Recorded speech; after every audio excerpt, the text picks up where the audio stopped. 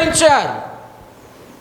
ఆయనను మీరు కోరుకోలేదు, ఆయనను మీరు విసర్జించారు.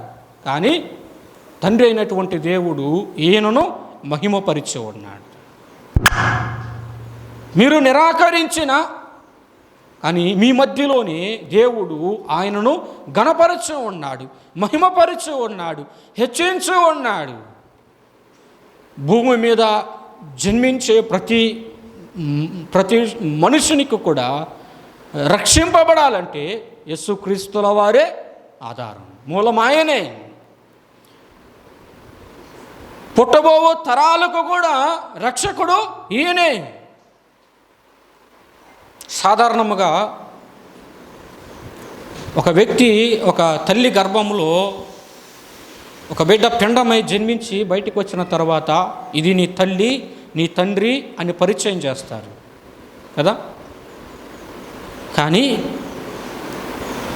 పిండము కాక మునుపే, జగత్పునాది వేయబడక మునుపే పుట్టబోయే తరానికి కూడా ఈయన దేవుడు, ఈయన రక్షకుడని తండ్రి నియమించాడు. ఇక భవిష్యత్తులో పుట్టబోయే తరాలందరికీ కూడా ఈ కుమారుని ద్వారానే రక్షింపబడాలని, కుమారుడైన యేసుక్రీస్తుల వారి ద్వారానే విమోచనని, రక్షణ అని, పాపక్షమాపణ అని ఆయన ఎప్పుడో సృష్టి ఆరంభంలోనే ఆయన నిర్ణయించాడు. మునిపే నిర్ణయించాడు. ఆయన నిన్ను రక్షించేవాడని, ఆయన నీ పరలోకపు తండ్రి అని, ఆయన నిన్ను విడిపించేవాడని ఆయన ముందే నిర్ణయించాడు. ఈ కుంటివాడు అక్కడ మనము గమనించినట్లయితే గంతులు వేశాడు. వాడు దిగ్గున లేచి నిలిచి నడుచుచు గంతులు వేయచ్చు, దేవుణ్ణి స్తుతించుచు వారితో కూడా దేవాలయములోనికి వెళ్ళెను. వాడు నడుచుచు దేవుని స్తుతించుట చూచి ప్రజలందరూ విస్మయమొందారు. స్తుతించాడు. ఉదయకాల సమయమందు మనం ఏం చేయాలి? స్తుతించాలి. ఎందుకు స్తుతించాలి? ఆయన దేవుడు గనుక ఆయన స్తుతించాలి. ఎందుకు స్తుతించాలి?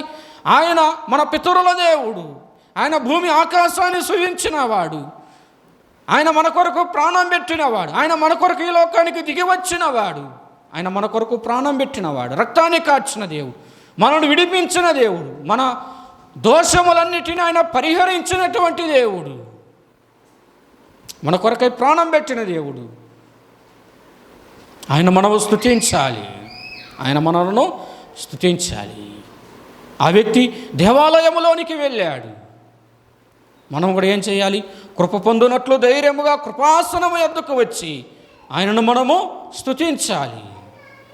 రక్షణ పాత్రను చేతబుచ్చుకొని ఆయనను మహిమపరచాలి, ఆయనను కొనియాడాలి. ఉదయకాల సమయమందు ఆ కుంటివాడు దేవుణ్ణి స్తుతించాడు, గంతులు వేశాడు, దేవాలయములోనికి వెళ్ళాడు, దేవునిని మాత్రమే గణపరిచాడు. పేతురును కాదు, యోహానును కాదు, అతడు దేవునిని స్తుతించుచు.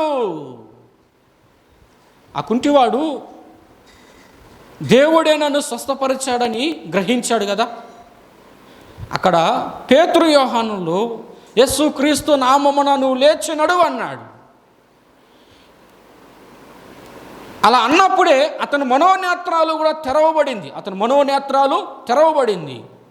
నన్ను స్వస్థపరిచింది పేతురు కాదు, నన్ను బాగు చేసింది యోహాను కాదు. ఎవరు అన్నాడు?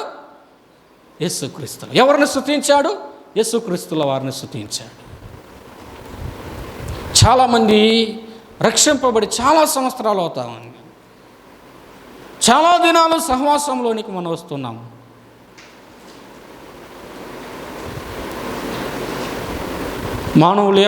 విశ్వాసులు ఏమనుకుంటూ ఉన్నారు? అతని ద్వారా నేను రక్షింపబడ్డా,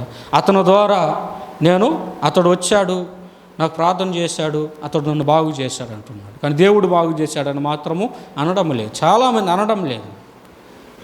ఈ వ్యక్తి ఎప్పుడు స్వస్థత పొందాడో వెంటనే దేవునిని స్తుతించాడు. ఏమని స్తుతించి ఉంటాడు? ఈయన నన్ను బాగు చేశాడు, నన్ను లేపాడు, నన్ను స్వస్థపరిచాడు, ఈయన నన్ను రక్షించాడని స్తుతించి ఉంటాడు. ఉదయకాల సమయమందు మనను రక్షించినటువంటి దేవుణ్ణి మనము జ్ఞాపకం చేసుకొని ఆయనను మనము ఆరాధన చేద్దాం. యోహాను కాదు హెచ్చించబడవలసింది, పేతురు కాదు హెచ్చింపబడవలసింది, పౌలు కాదు, క్రీస్తు హెచ్చించబడాలి, దేవుడు ఘనపరచబడాలి, ఆయన ఆరాధించబడాలి. ఉదయకాల సమయమందు ఆయన స్తుతించి ఆరాధించి మనము ముందుకు సాగిపోదాం. దేవుడు చిన్న తలంపులను మన కొరకై దీవించి ఆశీర్వదించునుగాక. ఆయన ఈ మాటల ద్వారా మహిమపరచబడునుగాక. ఆమేన్.